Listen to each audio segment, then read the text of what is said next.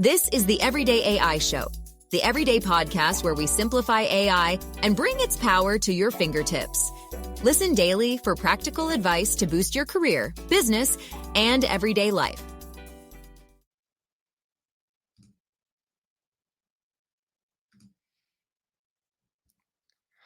There's more drama right now at OpenAI than a daytime soap opera.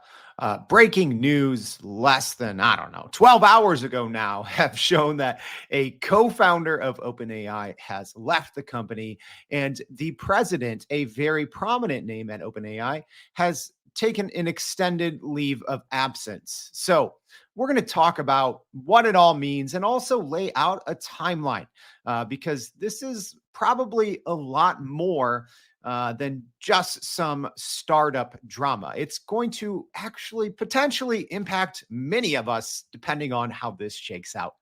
All right, what's going on, y'all? My name is Jordan Wilson, and this is Everyday AI. This is for you. It's your daily live stream podcast and free daily newsletter, helping us all learn generative AI together and how we can all leverage it to grow our companies and to grow our careers. So we do this every single weekday. It's unscripted, unedited, the realest thing in artificial intelligence, bringing you what you need to know.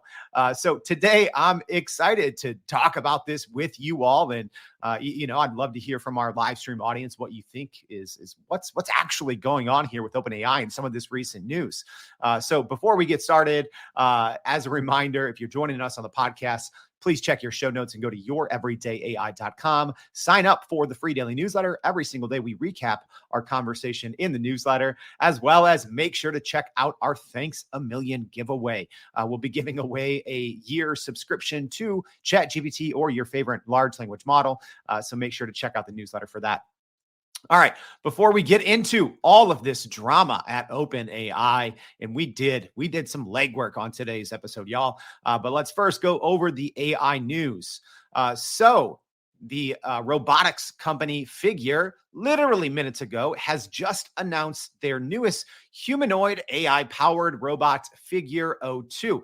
It is touted as the world's most advanced AI hardware for robotics.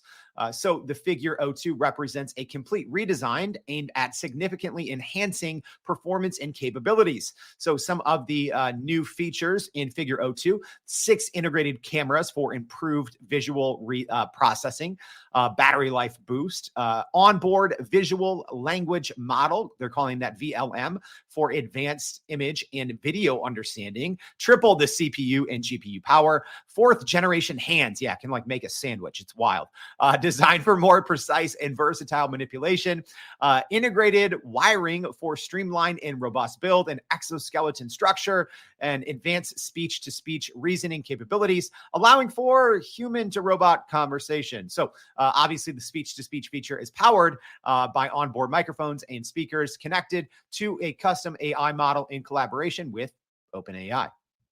All right, speaking of OpenAI, it's a lot of OpenAI today. Elon Musk has revived his lawsuit against OpenAI and Sam Altman over alleged fraud. So Elon Musk has reignited his legal battle against OpenAI after withdrawing his previous lawsuit.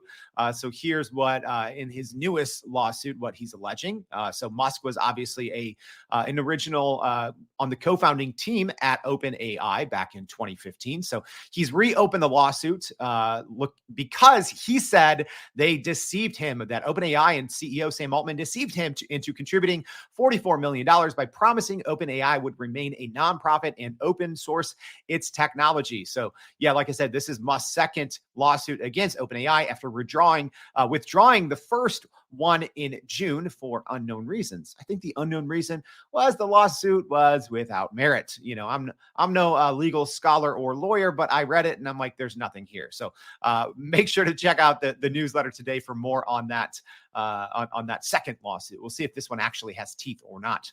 And then last but not least in AI news, NVIDIA is facing some renowned scrutiny over alleged copyright violations in its AI training.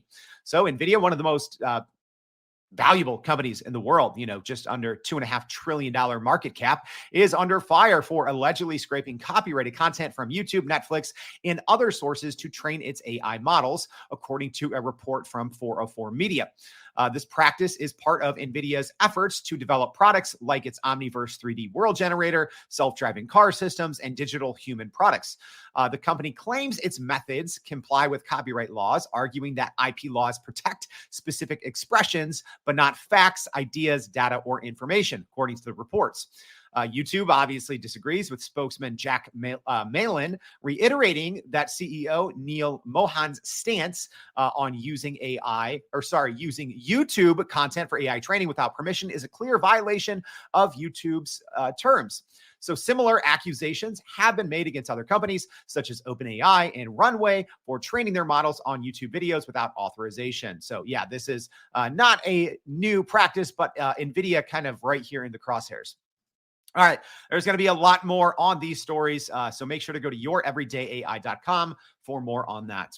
All right, so live stream audience, thank you for joining us. I'd love to hear your thoughts on this OpenAI story. Yeah, a lot of drama here, so thanks for everyone for joining, Cecilia and Tara, Michael, Liz, Woozy, Jay, Christopher, everyone.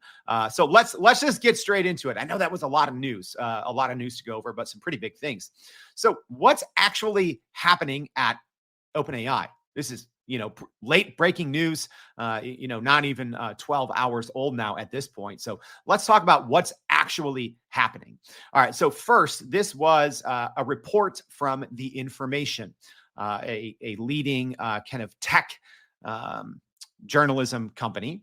So here's what their initial report said. It said that 3 key players at OpenAI are no longer with the company. So they did say that they were gone. They updated their reporting because they might have gotten a thing or two wrong. But here is who has either left the company or at least who is no longer at the company as of today.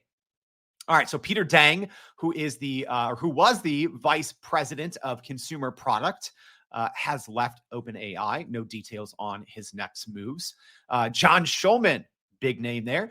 So he is co-founder, actually, of OpenAI. There was 11 co-founders, but and I think there's only 3 left. So John Schulman, co-founder and lead of post-training team. So yeah, he leads the team that fine-tunes OpenAI's models that hundreds of millions of people use. So he's left and is going to go to Anthropic, rival Anthropic. So pretty big news there. And then last but not least, so originally it was reported that Greg Brockman was leaving the company. So the president of the company, probably the most prominent figure aside from CEO Sam Altman and Greg Brockman. So originally it reported that Brockman was leaving the company. However, it has come out since that he is taking an extended leave of absence to, quote, relax and recharge after 9 years. So yeah, that's a lot of high level people leaving, right? So at least, yes, Greg Brockman will presumably be coming back, but you have 2 co-founders that were there yesterday that are not there today, and also a VP of consumer product in Peter Deng. So a lot of institutional knowledge just left the door. So Greg Brockman, again, after some initial reporting, because this is almost right. This is almost as big as the original kind of news back in November of 2023, when CEO Sam Altman was unceremoniously fired and then rehired 4 days later. But I would say this is almost as big of news when you have 2 co-founders and a VP leaving at the same time, or at least it is reported that they're leaving at the same time. But then obviously Greg Brockman did post on Twitter and said, "I'm taking a sabbatical through the end of the year. First time to relax since co-founding OpenAI 9 years ago. The mission is far from complete. We still have a safe AGI to build." So they're talking about the future and seemingly signaling that he will be back at the company potentially early in 2025. So that's a lot.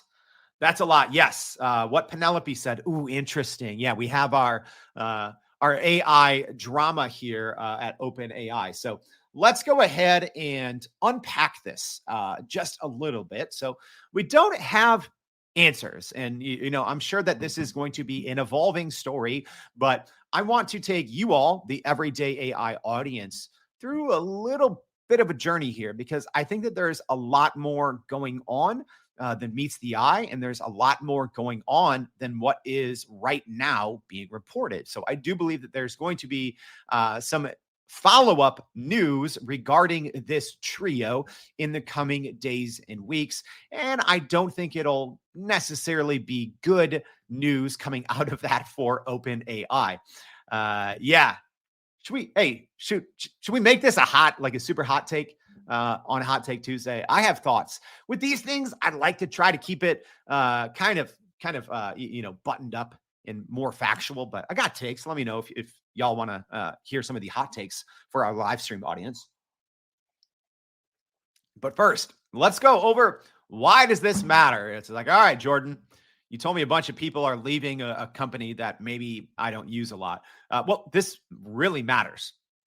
All right, let's go over. Well, there's a good chance that you are using OpenAI's GPT technology, whether you know it or not, right? So obviously, if you're using ChatGPT, you know that you're using OpenAI's technology. But hey, Microsoft Copilot, right? Which is a system that hundreds of millions of people across the globe are using. It is built on GPT-4. It is built on OpenAI's technology.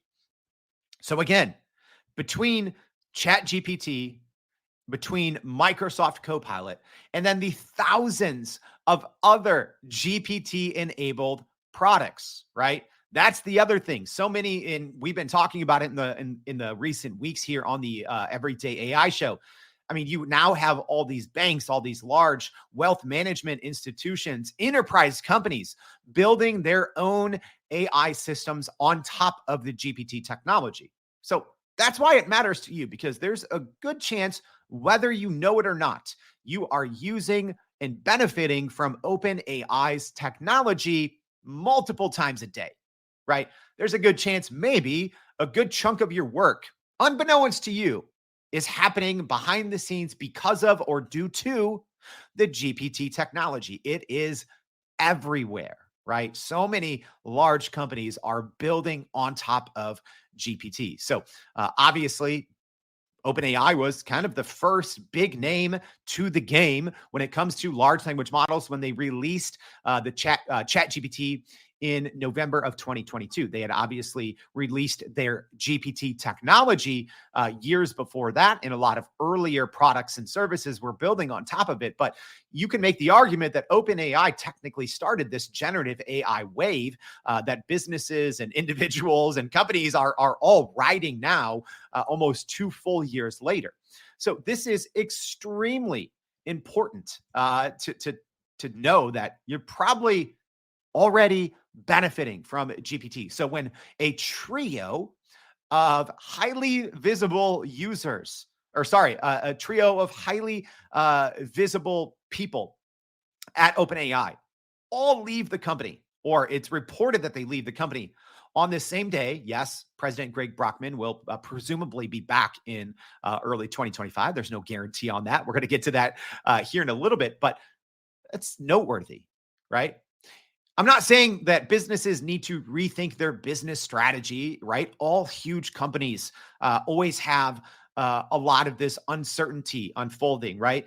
The generative AI landscape right now is extremely competitive. So yeah, like we talked about as an example, Peter Deng leaving for rival Anthropic. There's a lot of that, right? There's a lot of people at, big tech company A, right? So, Meta leaving for Google DeepMind, someone on the Google Gemini team leaving for, Amazon, someone at Amazon leaving for OpenAI. So that's normal. But I do not think this is normal when you have 3 high-ranking officials reportedly leaving at the exact same time. That's not good. It's not good, right? Could it be a coincidence? Sure. I don't think this is a coincidence. All right. So first, this is why it matters to you, because there's a chance that this is going to impact your work. All right. I mean, we also have to talk about the timing of everything, right? Obviously, there was this brand new lawsuit from Elon Musk. I don't think that has anything to do with the timing. But I mean, even 8 months ago, right? In November 2023, Sam Altman was fired and then rehired when essentially there was an internal mutiny of sorts, right? The OpenAI board fired CEO and founder Sam Altman. Essentially, I think it was like 98 or 99% of employees publicly came out and said, yo, we're going to leave the company if you don't reinstate Sam Altman within about 4 to 5 days with some help from Microsoft CEO Satya Nadella. The company did reinstate Sam Altman as well as reinstate new members, put in new members of their operating board as well as take some other members out. So that's not too far off, right? 8 months. These things take a long time to recover from. And I'm sure there were some underlying issues that maybe led to that instance in November 2023 that are still unresolved. All right. So what does it all actually mean? All right, you get it. Okay, so yeah, there's a good chance our company is using some GPT technology. There's some turmoil at the company. Well, I would say it is severe instability right now. And this is at one of the most important companies in the world. Okay. So we also have to talk about some other big names at OpenAI, right? Because I'll say this, take away Elon Musk's involvement.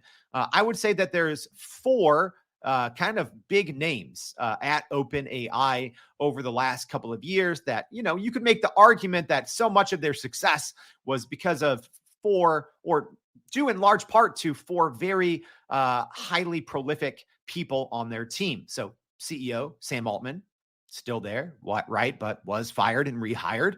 Number 2, President Greg Brockman, who is now on an extended leave, right? At least for seemingly 5 to 6 months. So will he come back?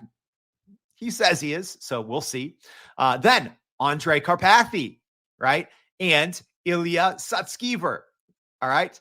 And Andrej Karpathy and Ilya Sutskever are gone, right? So at least you could say over the last 5 years, those are probably whether you want to say the 4 most important or the 4 most visible people at OpenAI.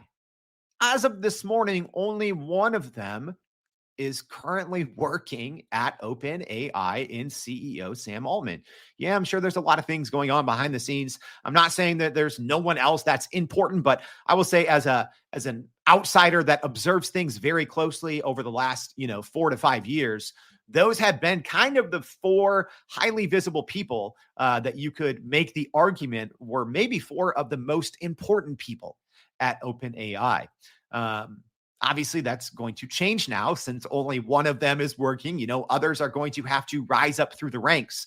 But that is concerning. That is concerning. That creates instability at one of the most important companies in the world. Yes, I'm saying that. OpenAI is one of the most important companies in the world because they are in the driver's seat of the generative AI and large language model race. I don't care what you say about Anthropic, about Google Gemini. No, OpenAI is still leading this race, right? For models that are publicly available right now for consumers, right? So you go on the front end of any of these, large language models. GPT-4o technology is still the best according to benchmarks. So we've seen Anthropic's Claude 3.5 Sonnet get very close. Google just released a new version of their Gemini Pro 1.5, but it's only available for developers and in their AI studio. So at least for front-end models that everyday people, right, you and me can go use, OpenAI is still the leader. And I think that their next model, whenever they do release it, will likely wipe everyone else off and make them all irrelevant for a short time. So that's why it's important. But you also have to think of the huge potential impact that moves like this could have on the U.S. economy. So we do not fully understand the reasoning behind all of this. I have some guesses and assumptions, and I'd love to hear. From our live stream audience. What do you think is actually actually going on here. I'm going to get to what I think is going on here at the end. But we have to look at the potential impacts on the US economy. All right. So not with right, throw out the last 72 hours, right? So if you're paying attention to what's going on right now in the US economy and even the world economies, it's a little bit of chaos, right? There's a lot of political instability, a lot of, international relations going awry, right? There's a lot of economic instability right now throughout the entire world. So, take away the last, 72 or, 4 to 5 days in time when, the US stock market has kind of taken a slight nosedive. All right. So take away that. And OpenAI, ready for this, y'all? This is when we talk about bringing you the news that matters. And it's like, oh no, OpenAI is just a little startup. What does it matter? No one's talking about this. How about the 3 largest companies in the world?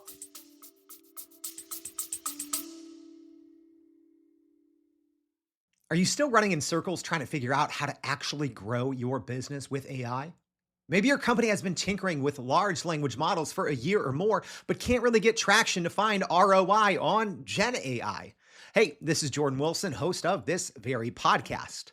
Companies like Adobe, Microsoft, and NVIDIA have partnered with us because they trust our expertise in educating the masses around generative AI to get ahead. And some of the most innovative companies in the country hire us to help with their AI strategy and to train hundreds of their employees on how to use Gen AI. So whether you're looking for ChatGPT training for thousands or just need help building your front-end AI strategy, you can partner with us too, just like some of the biggest companies in the world do. Go to youreverydayai.com/partner to get in contact with our team, or you can just click on the partner section of our website. We'll help you stop running in those AI circles and help get your team ahead and build a straight path to ROI on Gen AI. Are I wouldn't say overly reliant, but they are heavily reliant on OpenAI. Apple, the number 1 company in the world when it comes to market capitalization. So that's what we're talking about. Essentially, the 3 companies in the world that are worth the most. Number 1, Apple. Number 2, Microsoft. Number 3, NVIDIA. And for the last, 3 months, those 3 companies have all kind of jostled back and forth, and they've all held the number 1 position multiple times. So they've all kind of gone between, silver, bronze, and gold there for the top 3 in the world. All 3 of these companies are heavily reliant, at least right now, on OpenAI. And look at all of the instability, obviously over the past 12 hours, but even over the last couple of months, when you've had not only 3 big name people leave at once, one of them is coming back, but we also said, hey, out of the kind of quote unquote Mount Rushmore of OpenAI, Sam Altman is the only one showing up today and presumably for the next 5 months until and if Greg Brockman comes back. That creates a lot of instability for the biggest companies in the world as well. If I'm Apple seeing this news, I'm not happy. If I'm Microsoft seeing this news, I'm not happy. If I'm NVIDIA seeing this news, I'm not happy. Y'all, those are the 3 largest companies in the world. All right, let's talk about some of their, reliance, or about how some of their success is definitely due to this path that OpenAI has been blazing. They've been the one chopping down the weeds and paving the roads and making way for everyone else to follow. Apple, yeah, you've seen that. All right, so Apple is releasing its new Apple Intelligence. At first they said it was going to be here in September or in about a month or so. Now it's being pushed back to October. It might be pushed back even more with this recent OpenAI news. I don't know, but it's plausible, right? So essentially, here's how it works. This Apple Intelligence, which, come on, Apple, just call it AI, right? They're trying to rebrand artificial intelligence and call it Apple Intelligence. Can you really do that when the bulk of your quote unquote Apple Intelligence is just the GPT technology from OpenAI? Yes. So people aren't talking about this, but Apple actually has two different models that are executing its Apple Intelligence. So first, they have their own internal JAX model that runs locally on upcoming iPhones. So the iPhone 15 and above, or which is essentially the iPhone 15 or the one that's coming out, the iPhone 16. All right. So they have their own small language model that runs a lot of things locally, but according to early reports, the majority of all Apple Intelligence is essentially just being passed off to the GPT technology, to OpenAI, where essentially you get a prompt and it says, hey, do you want to go ahead and launch this in GPT? And then you click yes, right? So much of the companies, of the number one companies in the world, or the number one company in Apple, their big marquee feature, for the most part, it's just sending people to OpenAI. A lot of instability there, right? Yeah, Cecilia says, Apple can rebrand anything and people will buy it. Yeah, that's true. That's true sometimes. Hey, what Tanya says, one of my favorite sayings here at Everyday AI, you got to follow the money. So we just follow the money for Apple. Let's follow the money for Microsoft. All right. Number two biggest company in the world. I mean, you cannot deny how important OpenAI is to Microsoft. All right. Microsoft's value has skyrocketed over the last 2 years for a couple of reasons. But I'll make the argument it's largely just because of its development and early commitment to artificial intelligence. That's why, I think over the last decade or so, at times, Microsoft has struggled to keep up with Apple. Microsoft was a year and a half ahead of Apple in terms, I guess Apple hasn't even given its users artificial intelligence, but Microsoft was early to the game, right? They were early to the game with Copilot compared to Apple. And I think that's one of the reasons Wall Street and the rest of the world has responded favorably, and how now Microsoft is essentially always the number one or two, or sometimes three, but essentially they're the number one or number two company in the world, which they haven't always historically been over the last 10 years. And I think that's because of their commitment to artificial intelligence. And that is made possible by the GPT technology. So Microsoft also reportedly has a 49% equity stake in OpenAI as its largest investor, reportedly investing $13 billion into the startup company a few years ago. All right. So you can't deny the ties there are very close.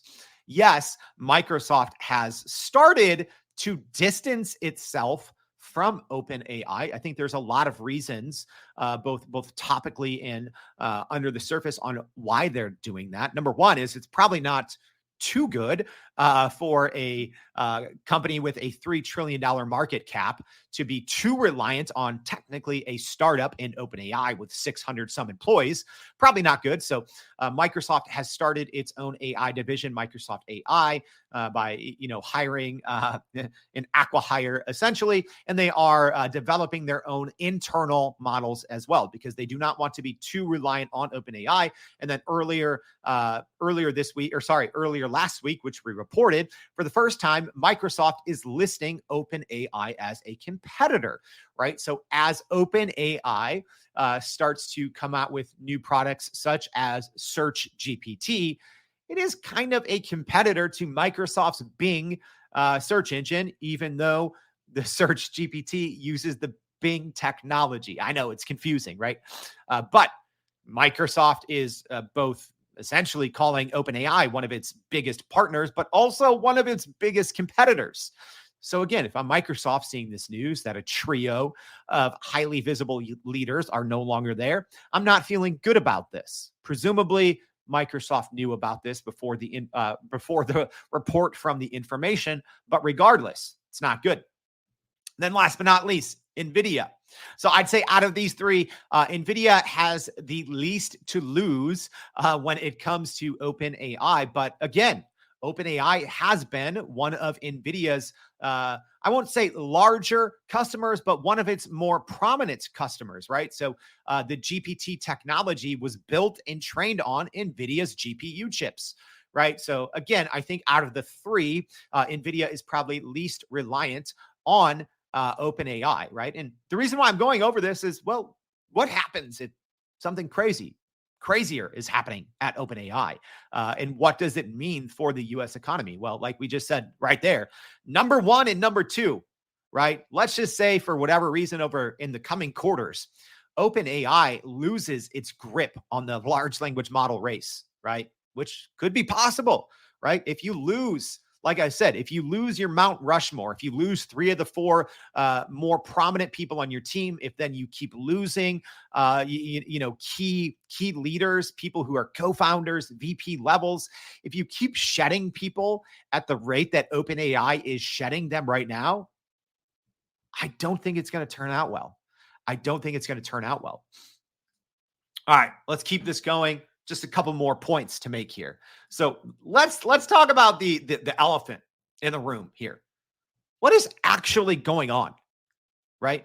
What's actually going on? Why was Sam Altman fired back in November? I mean, there was a lot of reports. A former OpenAI board member at the time came on and, went through all the dirty laundry. That's not what this is about. So, like I said, anytime at a fast growing startup like OpenAI, there's always going to be internal conflicts. There's always going to be, wrestling for power internally. But I think something else is going on here, and it's pretty obvious. I think there's safety concerns. All right. So OpenAI has been very open about one thing. They've been open in their pursuit of AGI, or artificial general intelligence. All right. And if you are new here and if you're not really sure what that means, it's kind of like Terminator, right? It's kind of like that. That might technically be super intelligence, but AGI, artificial general intelligence, is essentially when the AI systems that we all use become smarter than any human at almost all tasks, right? And if you ask the smartest people in the world, there's actually a graph. I'll try to find it and share it in today's newsletter. But essentially, there's a graph that shows over time, right? They've always asked the top researchers in artificial intelligence, because AI is not new. It's been around since the 50s, right? Businesses have been using artificial intelligence, deep learning, machine learning for many decades. So they've always surveyed the smartest people in artificial intelligence about AGI, because when AGI happens, when artificial general intelligence happens, things get weird. Right? When all of a sudden you can talk and ask an AI system anything, and it's going to get it consistently right every single time.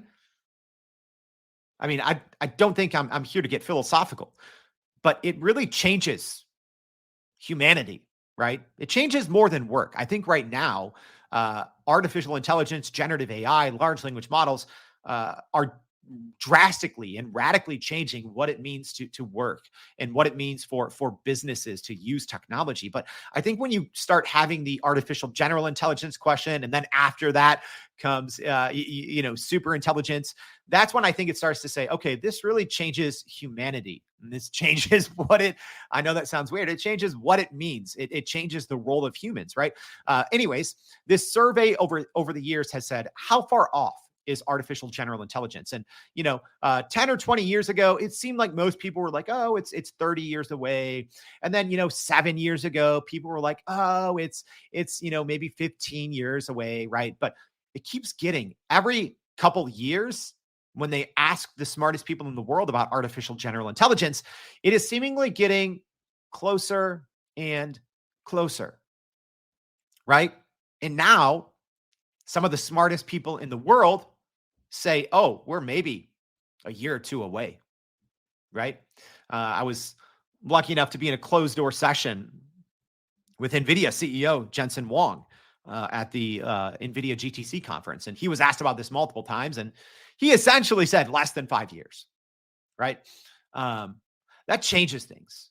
And there's so many safety concerns, because at that point, it also, when you talk about AGI, right? So when you talk about artificial general intelligence, you have to think about AI agents. So essentially think there could, in theory, be more AGI-enabled agents than humans, right?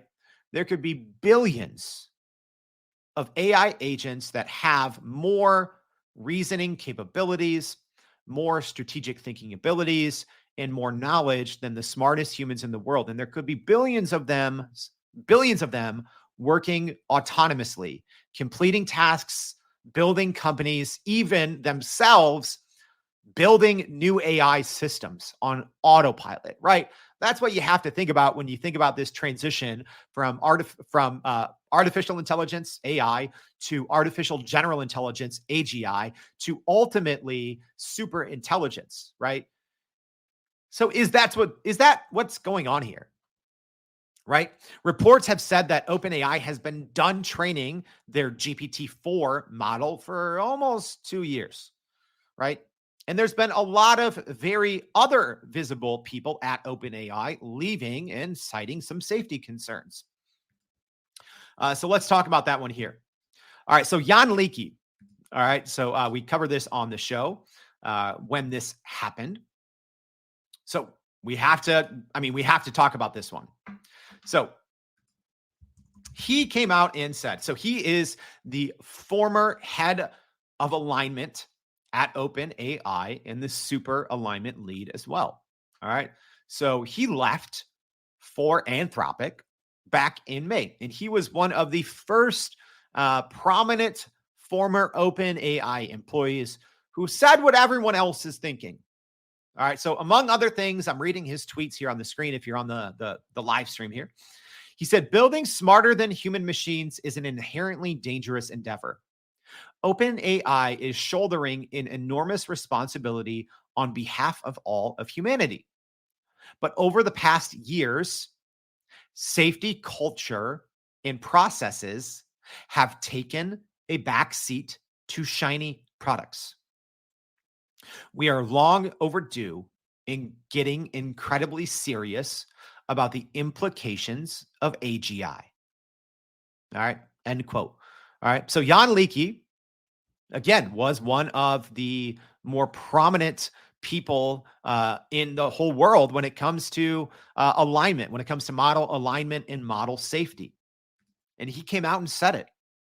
He said OpenAI is not taking the safety of AGI seriously enough, right? And then he essentially just said, oh no, I'm going to Anthropic and we're going to devote the resources actually needed to make AGI safe. All right. So what else is going on here? Well, it seems like there's also a little bit of an Anthropic exodus, or people leaving OpenAI to go to Anthropic. All right. So like we talked about, one of the three original names here in this original report.